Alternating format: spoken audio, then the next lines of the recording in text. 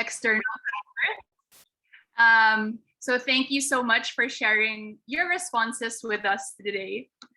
And so let's just kick it off now. And for those of you who are just joining us again in the room, please note that we have language interpretation available.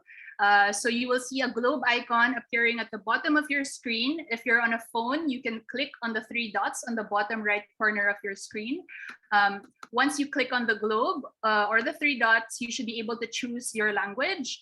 And if you're an English speaker, kindly click English to listen to the interpretation in English when speaking to make sure that your language is in line with the channel that you're in.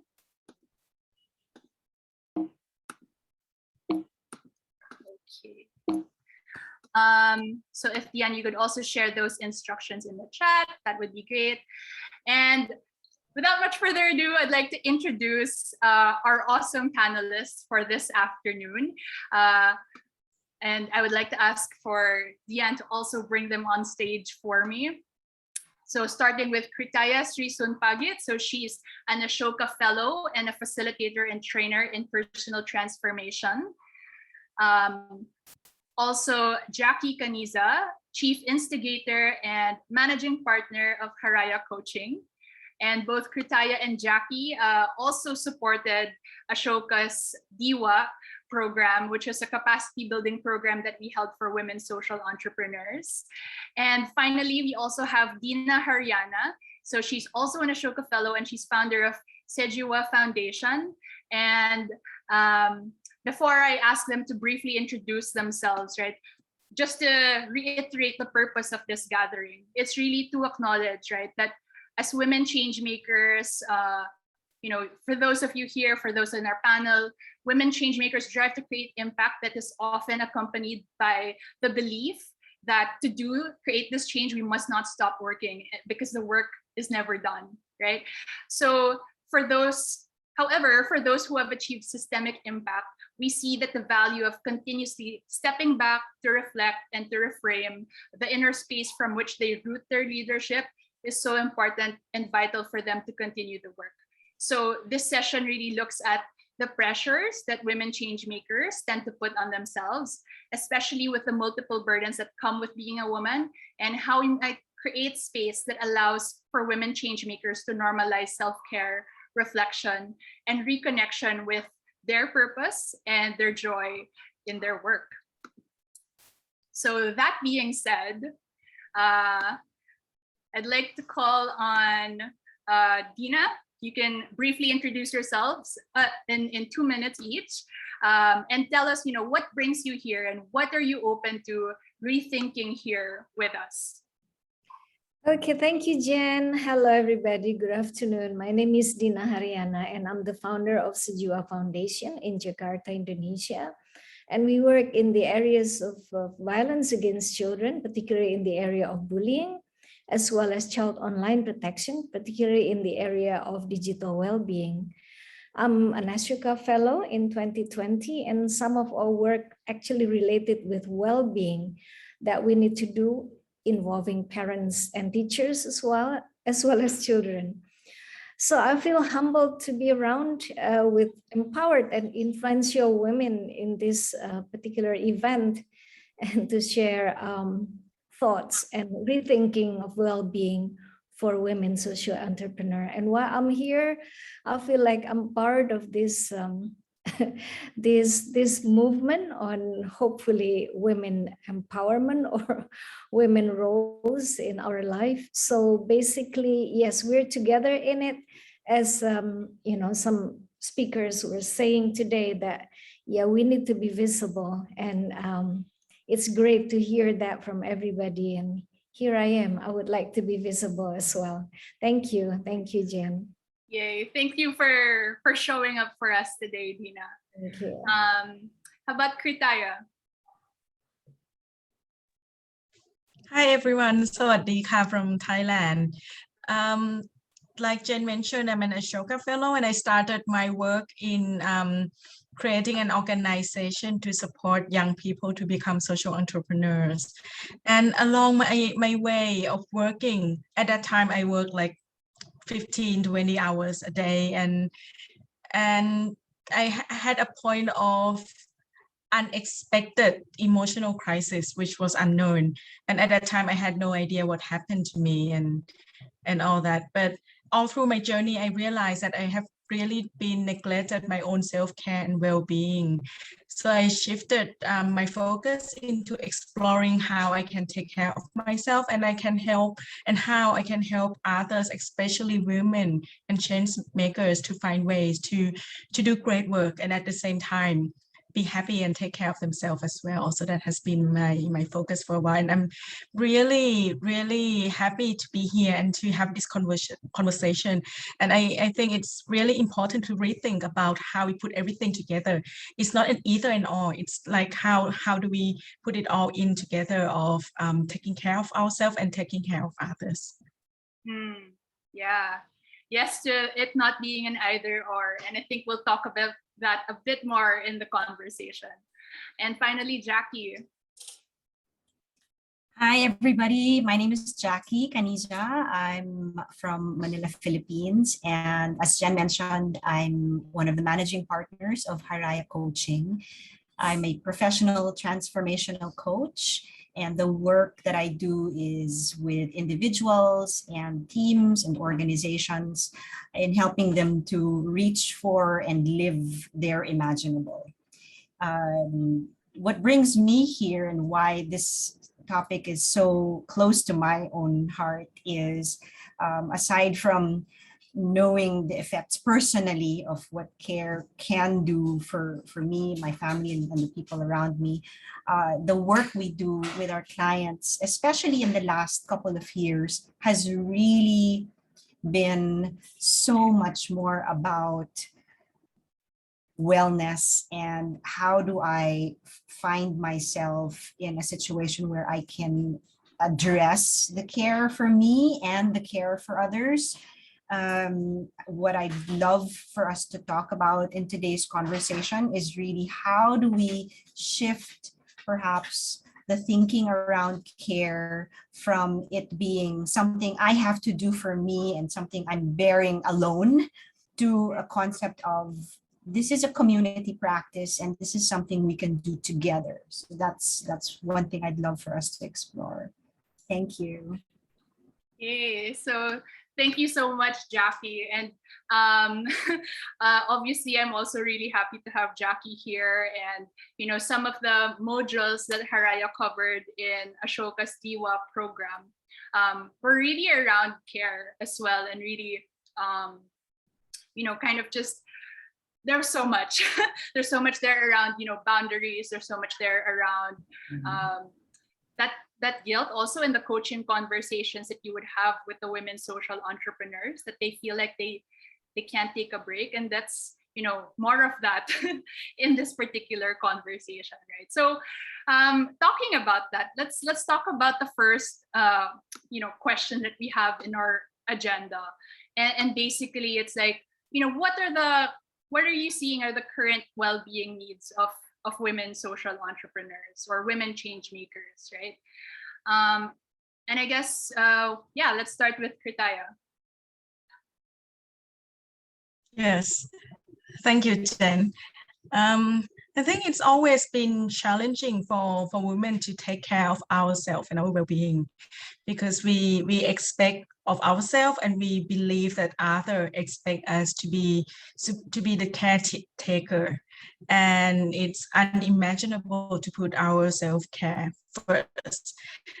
Adding on to the aspect of being a change maker, being women social entrepreneurs who aspire to create changes. I think it's really add on the pressure of how to prioritize our time, especially with the pandemic, when there's so much uncertainty and so much new needs of our families, our work, and our communities. So I think it's been even more challenging, but also more promising as there's more talks like this one, like this event here, and so many other events that are starting to recognize the needs for women to self-care and to really put it out there in the bigger conversation. So I think it's really promising. And especially during this time of the pandemic, there's been lots of losses, not just loss of loved ones, but also loss of our normal life as we have known it. Some people lost their way of life, their jobs, their friends, and their ability, our ability to be social. So I think it's also a new rising needs of, especially for women, about how to take care of ourselves in our grieving process.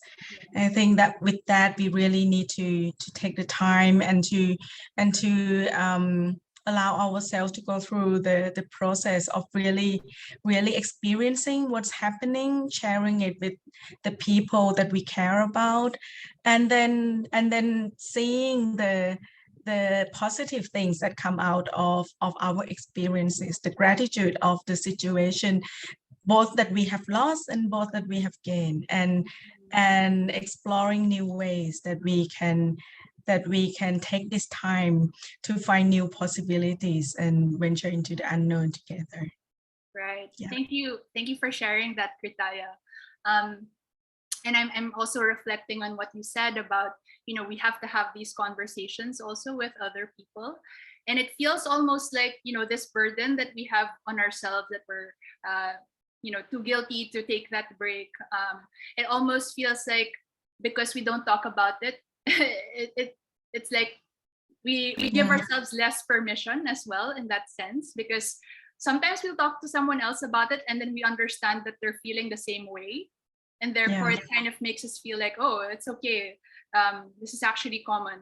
And I think that also came out, from some of the coaching conversations that we've had in the DIWA program, where some of the women social entrepreneurs were able to hear the stories of the others who were also kind of going through similar struggles, and just, and then also I'm reflecting as well on what you said about the grieving process, right? Whether it's of life lost or opportunities lost, normalcy that's lost. And it kind of brings me to mind, sorry, Jackie, I keep going back to this compost metaphor that we also talked about in the DIWA program, where, a lot of these things might not seem nice or clean or tidy, like we don't want to put our hands on it, but it's all feeding into the compost that hopefully we can draw new motivation from, as KRITAYA said. But it's still important for us to give ourselves that time and space. So yes, thank you for sharing what you said, KRITAYA. And so Dina, how about you? What are you seeing as the current needs, the well-being needs of women change makers?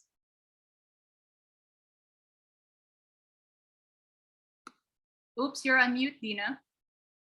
It never gets old, does it? Yeah, here I am. Yeah, as women entrepreneurs, actually, we do have so many challenges, especially because we live with the issues in the community that need changing. And, the change may require such constant efforts and strategies to deal with. And the change that we dream could be long and winding. And very often can be quite frustrating and very exhaustive. And so really we need mentally, physically, spiritually, as well as socially as well, to be healthy and adaptable to these challenges. Meanwhile, women are expected to be caretakers at home, and therefore we need to be multitasking. So we have to be like a super person, basically, because very often when there are problems with children, it's also women that have to really take part, take action on that.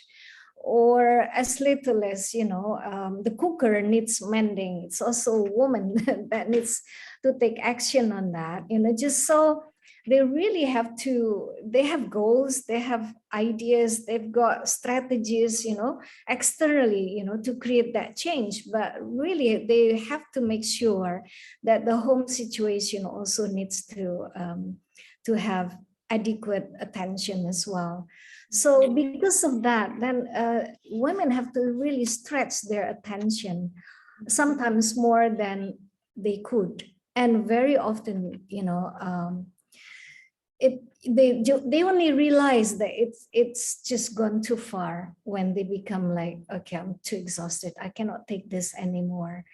And I think the session today really is a great session to make us able to rethink of our role. What do we actually need to do to prioritize what we need to do, and also make sure that the goals that we want to achieve can be achieved.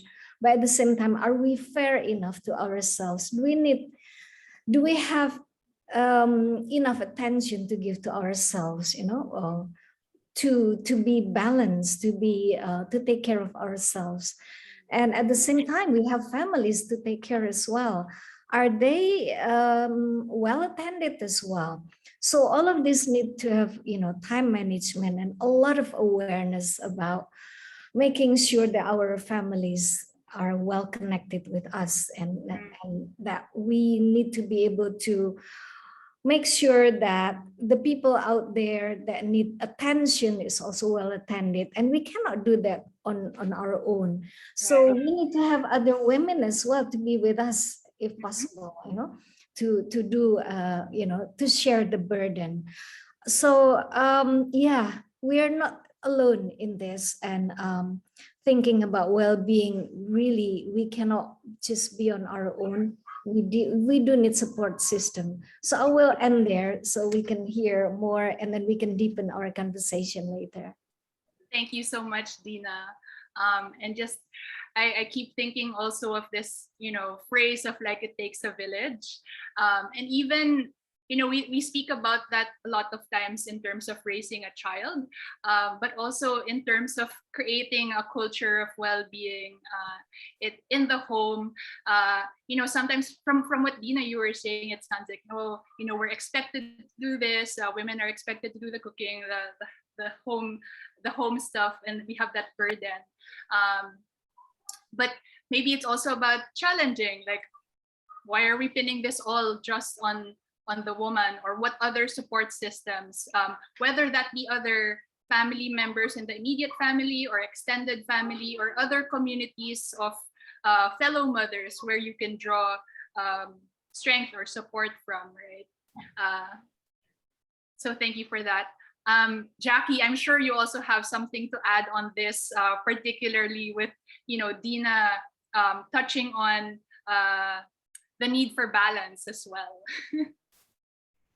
Yeah, the image that came to my mind just as you were sharing that, Dina and Jen, is, I remember when I had my first child, and I had to stay home with her, and there was a time when I had to start going back to work and having to hand over the care of my child to somebody else while I'm out at work was just one of the most painful experiences I've ever experienced. So if you're a mother, I'm sure you can relate to this, right?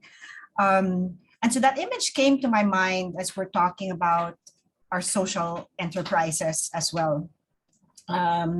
Many of us in the room might be, the kind of founders or leaders of our enterprises, and it's kind of like your baby, where you saw it from the ground up, you saw it grow, and you saw how much impact you're able to create, and the potential that it has, and so the pressure to be all for everybody and to be present in all cases and to make all the decisions is very, very high, right? In many cases, I think the issues that we address through our enterprises, we know are very long-term. right? We know some of these issues will not be resolved, maybe even in our lifetimes. So there is longevity and sustainability that is required of us. And yet, the way we run this race is not like a marathon. We're running it like a sprint. It's like there's no tomorrow. We want to do everything today and feel that there's a sense of urgency, which is great. Also, at the same time, it does lend to exhaustion. It lends to burnout. It lends to a lot of challenges in keeping balance, right? Earlier in the plenary, there was also talk about balance, and I want to challenge the way we think about this word, especially the term work-life balance. I hear this often, and for me, I've always viewed my work as a reflection of who I am, and it's one of the things that's most important to me. And so my work is my life. So work and life are very much meshed and mixed in my world, right? Also, when we break down the word work, it actually means something that you put energy into. So separating the two words, life and work, doesn't seem to make sense, because we need to put energy into everything in our lives, including the work we do to raise better children, including the work we do to establish and nurture relationships with other people. So we work towards a lot of different things. And so maybe it's not work-life balance, but really finding balanced life work. So I've kind of reversed the words there. And hopefully that, will help to change the perspective about what balance means for us, especially as we address, our care and the care of the people in our enterprises. Thanks, Jackie. Sorry, so could you just explain to me again, so balanced life work, so what does that then mean for you? So balanced life work is looking at all of the different areas where I am exerting effort and working, right? And so that includes all the roles that I play. And really it's about finding balance in all of that. Right. Rather than work and life, these are two different things, conflicting, and I need to find a way of making them work together. That really doesn't exist. Everything is kind of enmeshed and part of one you and part of one life, which is yours. And all of these different pieces are critical and important to us. So it's not about making a choice about what's more important versus another. It's about finding the space for all of that. Yeah. So I'm hearing again what KRITAYA mentioned earlier about that it's not either or. It's not the either I do this work or I sacrifice my well-being, but recognizing it as part of the work, right? Yeah. And I think everyone here can also relate to what you said, Jackie, about your life being your work being your life. And I think also when you are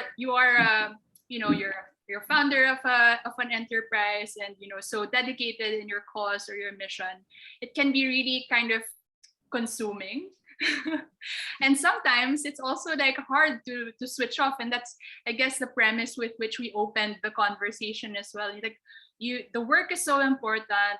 You're also quite driven to do it, so that and then certain things kind of fall on the wayside because there's only so many hours that we have in a day to fit in this if we were trying to imagine a circle of what our life is composed of, right?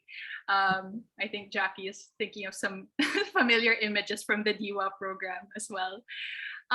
So just thinking about everything that you ladies have talked about so far, of course we'd want to aspire to have the support that women social entrepreneurs need to better manage their well-being alongside the change-making work. We also are kind of, trying to look at, thinking about those things and thinking about how might we redefine balance, how might we create the support structures that are are needed, right? How might we create a culture of well-being in the change-making community, a culture where, you know, we are not guilty for taking a pause? You know, what sort of language, what sort of systems and structures might we, you know, put in place so that we're able to normalize that for women change makers? And so let me begin with KRITAYA. Thank you, Jen, and everyone. I'm really intrigued by this concept, Jackie, about balancing life work.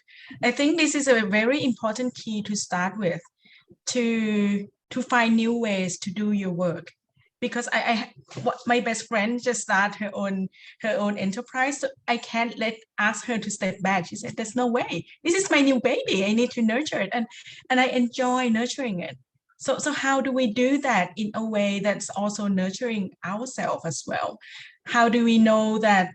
How do we put all our hearts into our work, but also know when to let go, when to hold it gently, just like you're holding a baby, right? If you hold it too tight, and or when you're raising your children, if you hold them too tight, they would never grow up and mature to be who they really needed to be. I think for our work and for our organization, that's the same thing.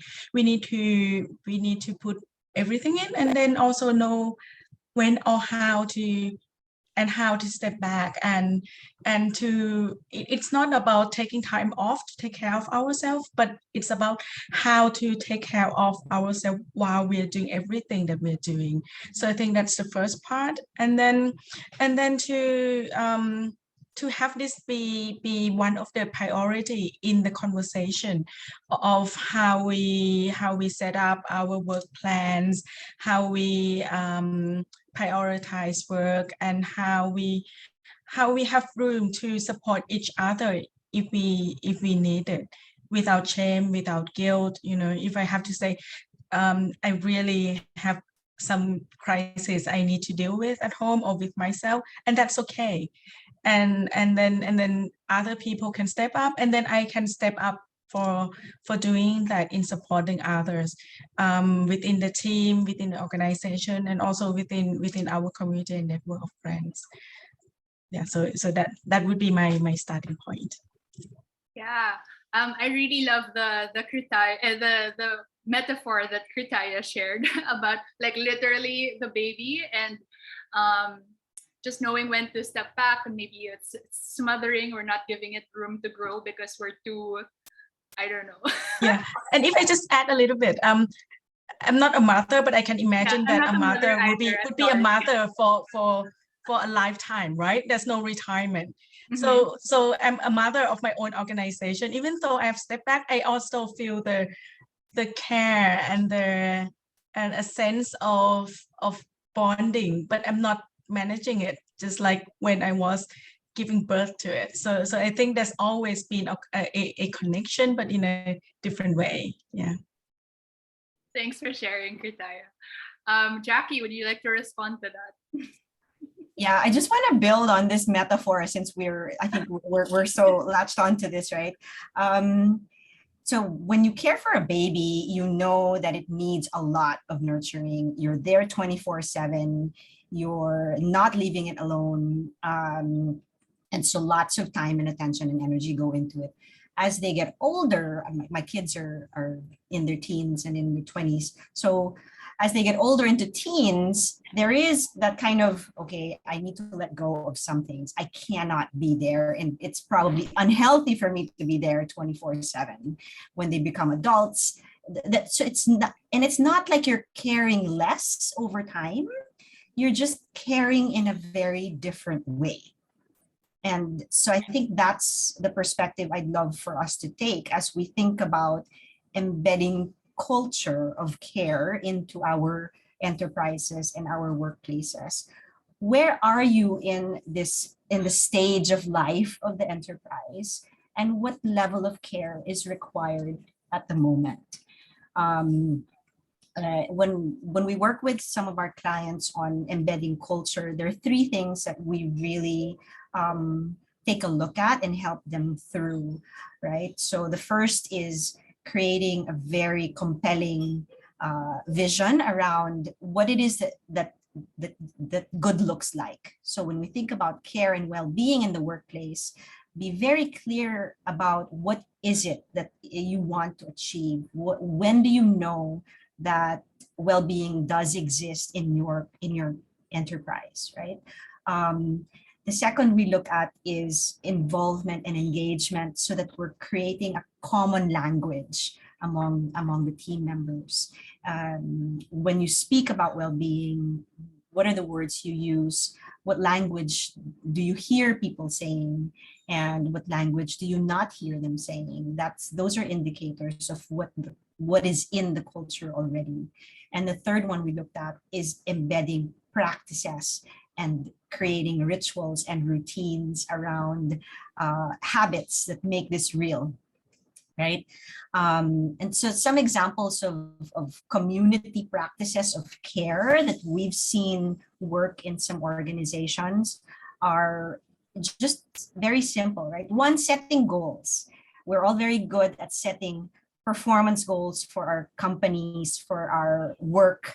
So why not set well-being goals? So in my team, for example, at the beginning of the year, everyone has a wellness goal, and we hold them accountable to it.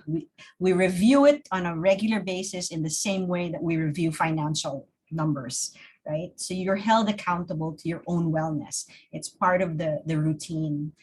Every meeting starts with a checking in. We have a question that we rotate every once in a while, and we ask very different questions about how you're doing. Just very simple practices of institutional care. Because as I think as leaders in our enterprises, we have to initiate these institutional practices, because our people will probably be too shy to make those requests themselves, or if they feel they're alone, they will not raise their hands. And so having everyone kind of come in and say, okay, here's what we're doing together. Just taking vacations, for example. This will be my last example, because I think this is such an important thing. Nobody takes vacations in my team, which is strange. And so they love to work, and I'm concerned that nobody's taking their vacations. We're all going to burn out, right? So at the beginning of the year, we announced and we said, everyone is going to take their leaves, schedule it in the calendar, the full year. We want to know when you're taking your leave. And in order for us to ensure accountability to that, we reversed it and we said, if you don't take your leave, you will pay a fine. Right? This is because we know how valuable it is for you to take your vacation leave. And so we reversed it, and we normalized the taking of leaves. And so now people are taking their leaves. So having institutional practices, and this is why I meant really care is a community practice. We've got to do this stuff together.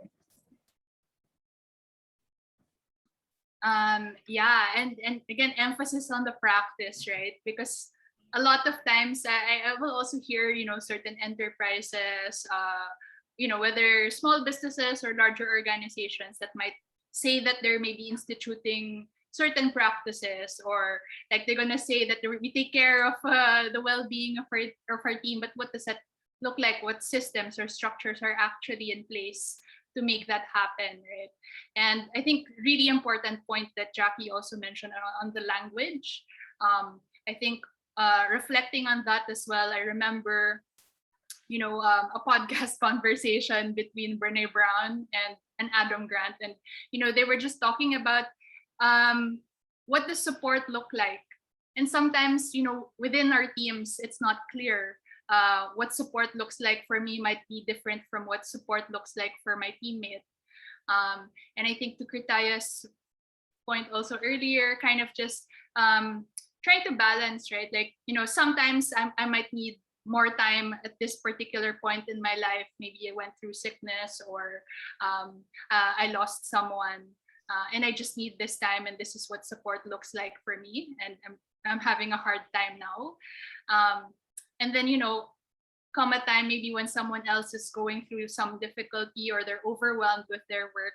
So it helps to kind of normalize talking about the challenges. And I guess there's still importance, of course, in having certain boundaries, right? In how we talk about certain things. Like, so what is helpful for us to talk about with our teams and our colleagues, so that we know how we can also better support each other. So thanks for that, Jackie. And yeah, finally, how about Dina? Maybe is there also a perspective that you can bring into how we might create this culture of well-being for change makers that also begins in the home, as you also mentioned earlier. Thank you. So Jen, because I work with women and children, because our work in Sejua is on child protection. So women and children become like, what we have to meet. And basically what happened with women, they are, basically very often they come for help because of the distraction that they have emotionally, due to quite a lot on financial issues, such as the husbands become, quite irresponsible with their day-to-day needs.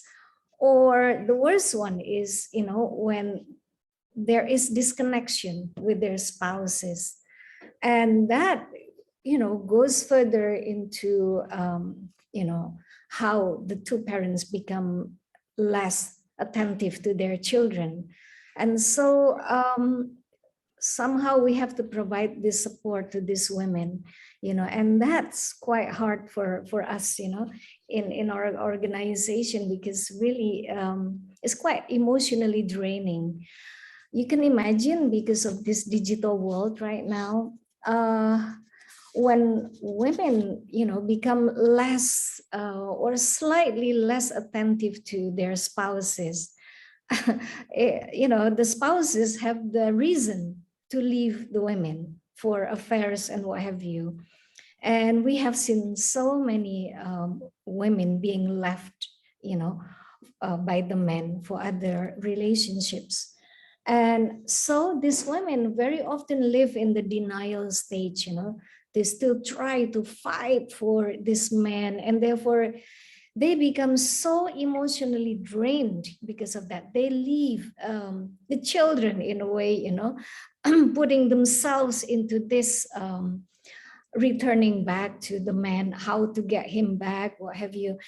So that is like one of the issues that we often meet, and therefore hearing, from Jackie and KRITAYA before about, the fact that we need to be detached, we need to learn how to be detached from what we cannot control and really set our priorities to what is important. So what we often talk to women in a safe environment, in a safe space, is that realizing what is important for them. Children are very important, and they can, children, we still can help them. We still can really make sure that their education is well, and they are fully facilitated and what have you. So they are within our control, you see. So what we try to make them able to see is that put your energy there, be detached from what you cannot control. Your husband, you cannot control them. They're mature people. They have their own whatever, maybe there is life-changing needs, and therefore what I also try to let these women learn is that how to be emotionally detached, how to be emotionally independent, but at the same time is be detached upon what you cannot control.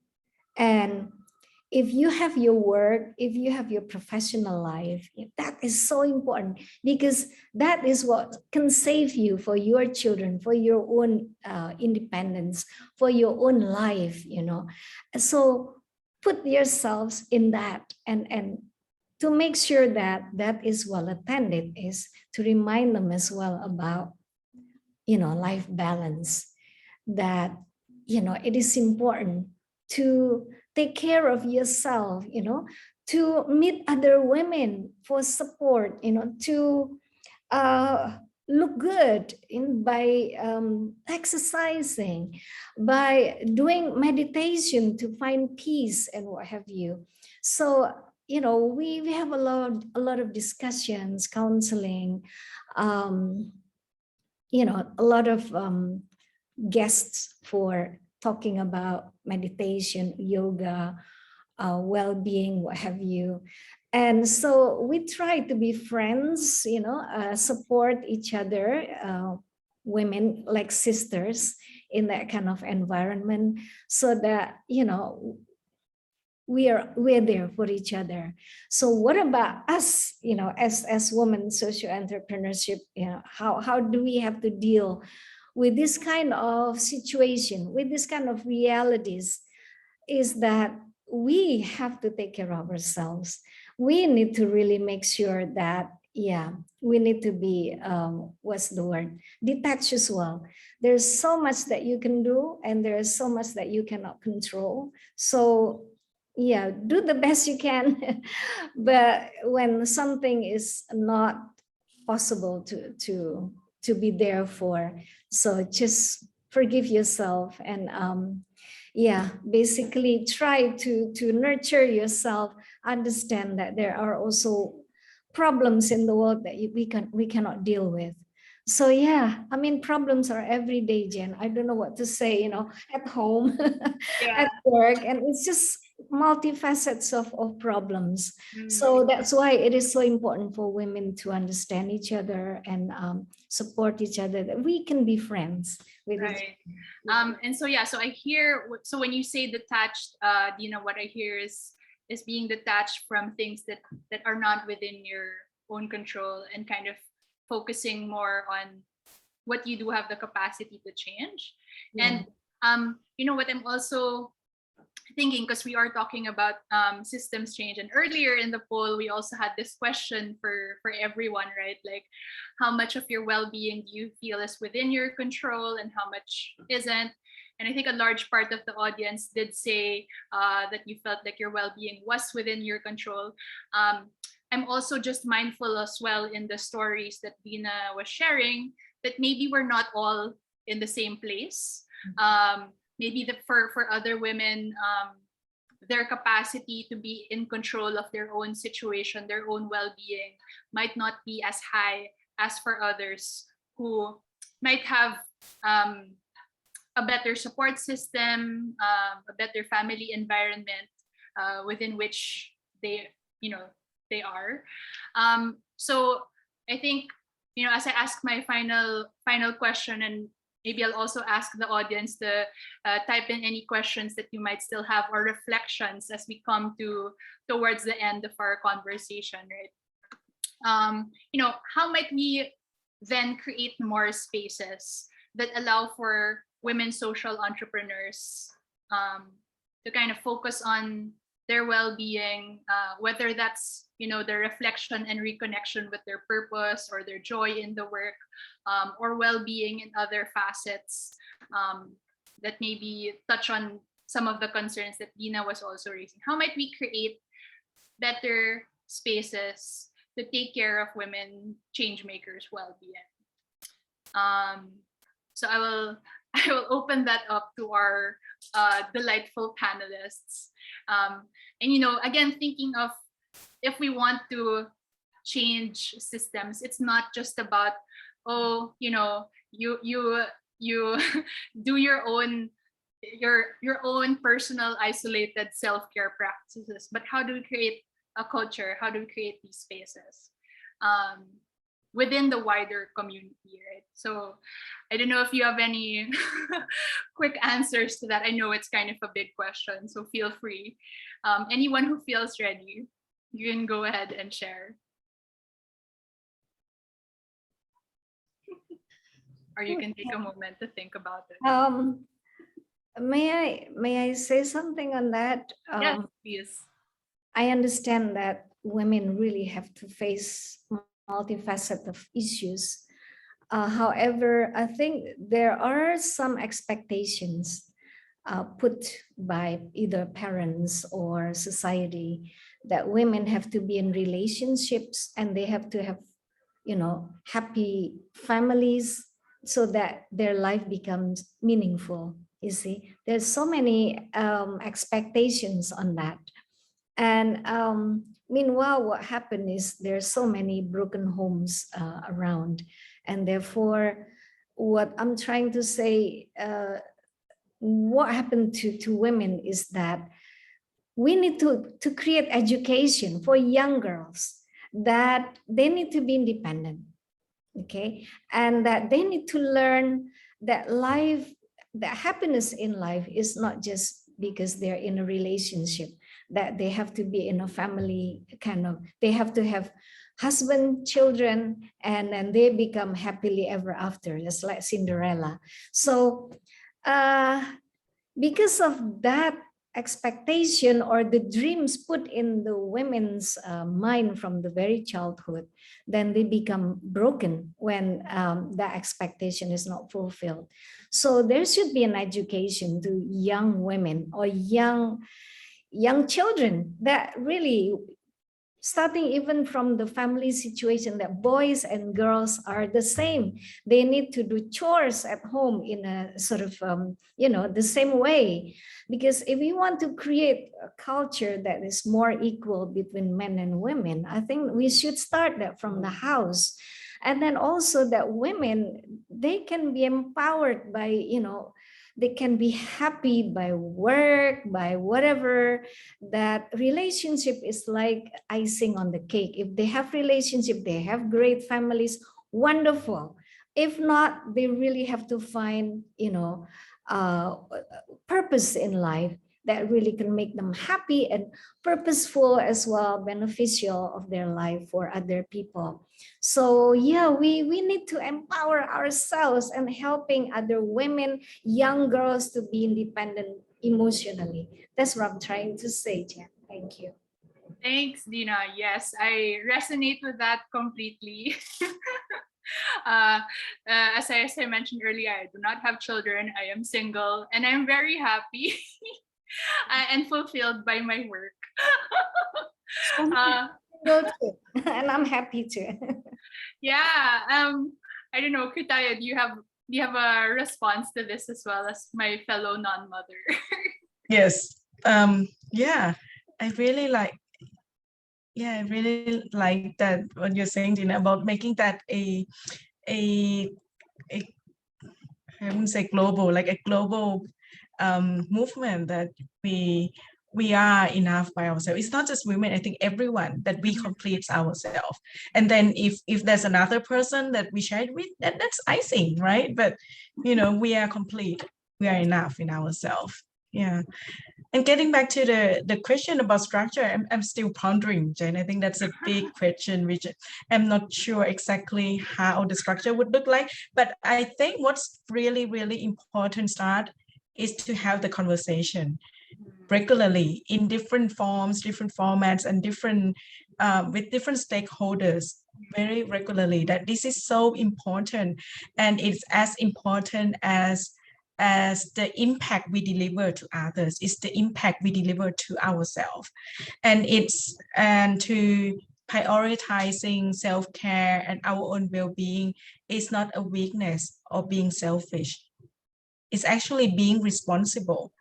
It's being responsible for my needs so that I don't demand it from others unknowingly.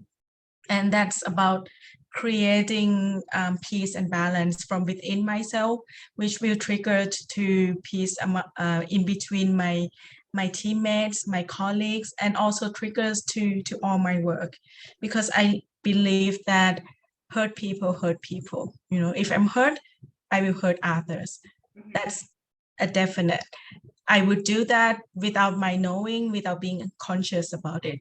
So if I take care of myself, if every one of us take care of our own self, then we are more able to have empathy, to have our energy to support others and create change. That's how we create sustainable change, which Jackie said would expand more than our lifetime.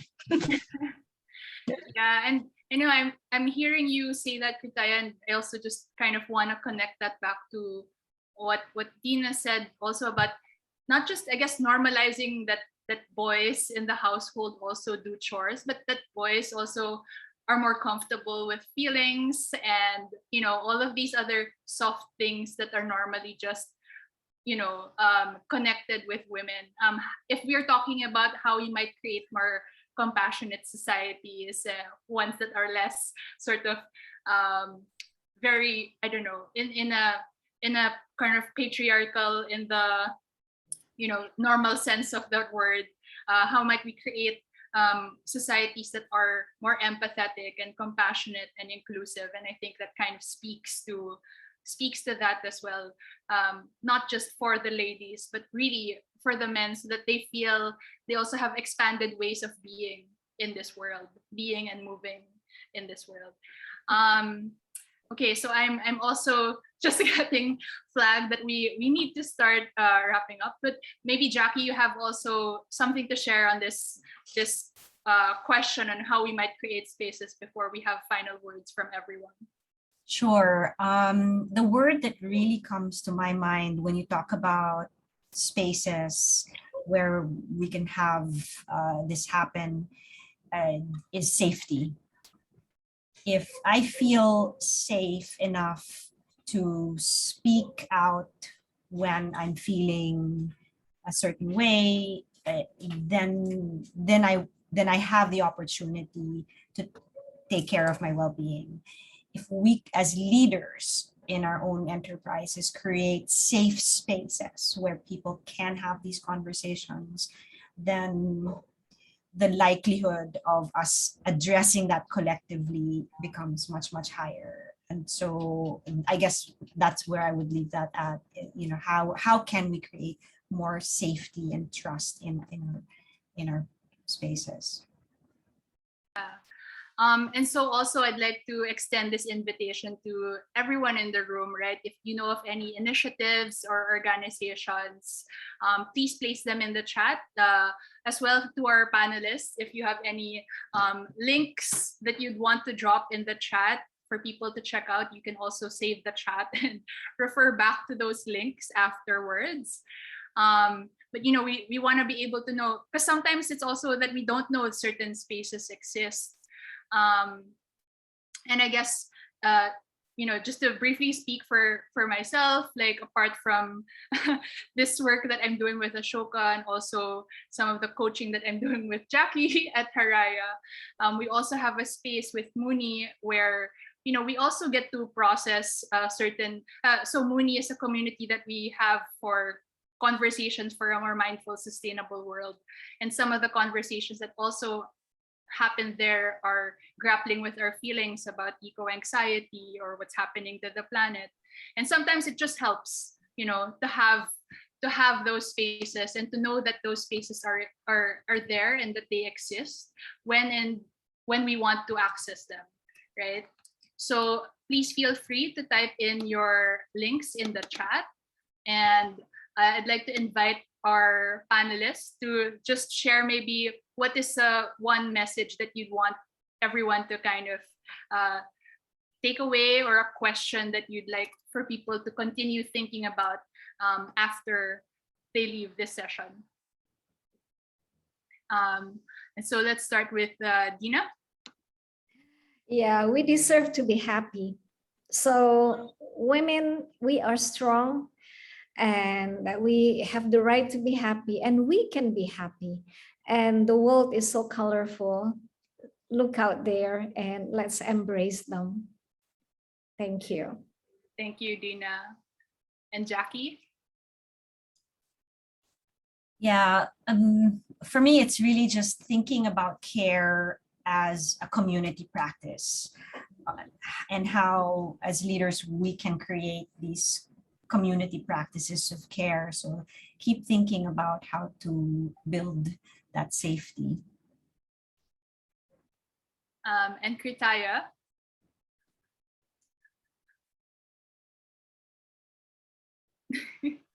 Sorry, my connection is low, so I'm just turning off my camera for a bit. Can you hear me? Yes. Yes. Okay. My last word I think would be start the conversation. Start with your friends, start with your teammates, start with the people that you work with. Share what's really important for you. It doesn't have to be only positive or only negative, but what's really important for you. And there was a question in the chat about how do we talk about the challenging stuff. I think it's start with yourself, and once you open, others who would like to would follow your lead. Yeah. So thank you everyone for your engagement with us in this conversation. I know there's still so much more that we have to unpack. And hopefully it just means we need to create more spaces for this kind of conversation.